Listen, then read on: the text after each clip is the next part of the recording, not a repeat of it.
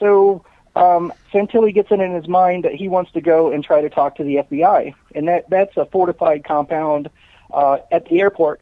So I jump in the car with them and go out there with them, and Pete and I and his entourage pull up right across the street with the car parked parallel with the road where the FBI are, and it's like big light-alls, and they have two vehicles blocking the road. They're about a stone's throw away, but they have a generator running, so we can't hear.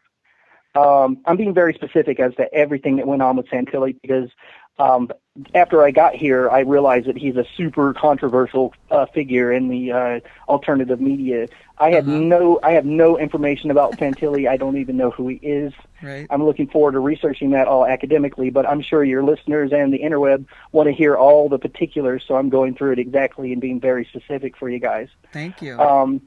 You're very welcome. I'm happy to be able to go through this by my memory and have it put on record, and you're helping me, Kira, because then I can reference, while it's fresh in my mind later. Yeah. So we got there, and they have power generators running, gas generators for the huge lights that they use to blind anyone that comes to the checkpoint. And Santilli's yelling, "I have an idea. I need to talk to someone in charge. Can somebody please, get me authorization to speak to somebody who's in charge out here?" And we were trying to yell to the FBI, and they were trying to yell to us, and no one could hear anyone. So I have this dumb part of my brain where I shut off the fear bit, Yep. But Santilli gets out of his car, and I'm like, F it, I'm going to go ahead and follow him. So I get out as well and bring my camera around, and we start walking across the road towards them. And then we finally get close enough, and they're all to hear what they're saying. They're all, "Get back in the car." And I'm like, okay. I thought we were going to go over and talk. And then Pete's all, "Mike, get the F in the car." And I'm like, I think he said F. I don't know. He might have said Hell, but whatever. Some sort of an expletive. So we both get back in the car, and we try to keep yelling back and forth. They keep trying to say stuff to us, and we try to keep saying stuff to them, and it was just ridiculous. So Pete's all, "Hey, Mike, hand me my bullhorn." So I reach back into the back seat of the car and then hand Pete his bullhorn, and then finally they were able to hear what the heck Pete was saying. And Santilli says, "I have an idea. The people down at the refuge trust me. I can get the women and children out. I can get people to come out. I can probably talk most of the people into coming out peacefully. If you would just put me in charge with or in contact with someone in charge, we could try to get this done."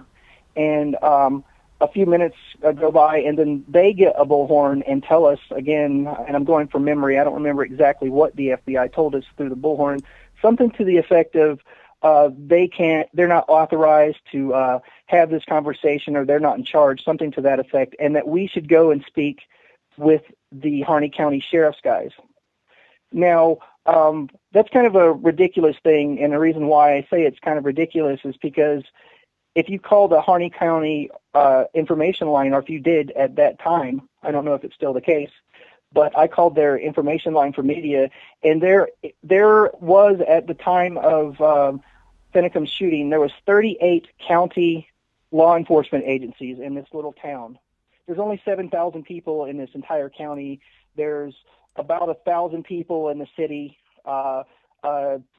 800, 700 in the city central area. So it's a teeny little community, right? There's an Indian reservation nearby, and they have a few hundred people. Tribal police. So if you count the 38 county law enforcement agencies, and then you count the BLM SWAT team, and then the Sheriff's Department SWAT team, and then the tribal police, and then the Burns Police Department, you're looking at over 40, maybe 40 state and local organizations that are LEO, not including feds, not including ATF, not including FBI. So to tell us to go and speak with the sheriffs, well, the sheriffs had a compound in the center of town. They took over a school that wasn't being used, and the courthouse and all that, and they put up concrete and metal barricades around it. So we went and, quote, talked to the sheriffs, but when you go there, it's like everybody's wearing different uniforms. They're not matched. I mean, they just all look like a bunch of soldiers.